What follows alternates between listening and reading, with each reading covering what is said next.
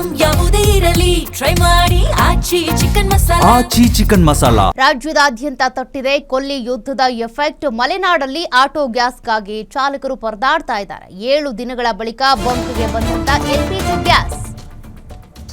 ಬಂಕ್ಗೆ LPG gas ಬಂದಿದೆ ಅಂತ ಅಂದ್ರೆ ಆಟೋ ಚಾಲಕರು ಎಲ್ಲೇ ಇದ್ರೂ ಕೂಡ ಎದ್ನೋ ಬಿದ್ನೋ ಅಂತ ಕ್ಯೂನಲ್ಲಿ ನಿಲ್ಲುವಂತ ಪರಿಸ್ಥಿತಿ. ಗ್ಯಾಸ್ ಟ್ಯಾಂಕರ್ ನೋಡಿ ಬಂಕ್ಗೆ ಮುಗಿಬಿದ್ದಿದ್ದಾರೆ ಚಾಲಕರು.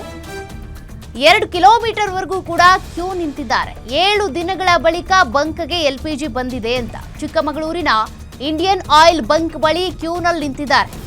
ಪೊಲೀಸ್ ಭದ್ರತೆಯಲ್ಲಿ ಗ್ಯಾಸ್ ಹಾಕುತ್ತಿರುವಂತ ಸಿಬ್ಬಂದಿ.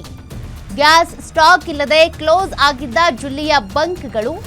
ಗ್ಯಾಸ್ ಟ್ಯಾಂಕರ್ ಬರ್ತಾ ಇದ್ದಂತೆ ಈಗ ಸಾಲುಗಟ್ಟಿ ಆಟೋಗಳು ನಿಂತಿವೆ. ರಾತ್ರಿ ಇಡೀ ಆಟೋದಲ್ಲೇ ಮಲಗಿ ಈಗ ಗ್ಯಾಸ್ ಹಾಕಿಸ್ಕೊಳ್ತಾ ಇದ್ದಾರೆ ಆಟೋ ಚಾಲಕರು.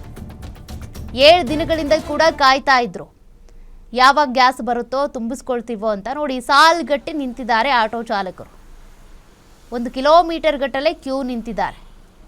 ಆಟೋ LPG ಯಾವಾಗ ಬರುತ್ತೆ ಅಂತ ವೆಯ್ಟ್ ಮಾಡ್ತಿದ್ರು. ಸದ್ಯ 7 ದಿನಗಳ ನಂತರ ಚಿಕ್ಕಮಗಳೂರಿನ ಬಂಕ್ಗೆ ಈಗ LPG ಬಂದಿರೋದ್ರಿಂದ ಆಟೋ ಚಾಲಕರು ಸರತಿ ಸಾಲಿನಲ್ಲಿ ನಿಂತು LPG ತುಂಬಿಸ್ಕೊಳ್ತಿದ್ದಾರೆ.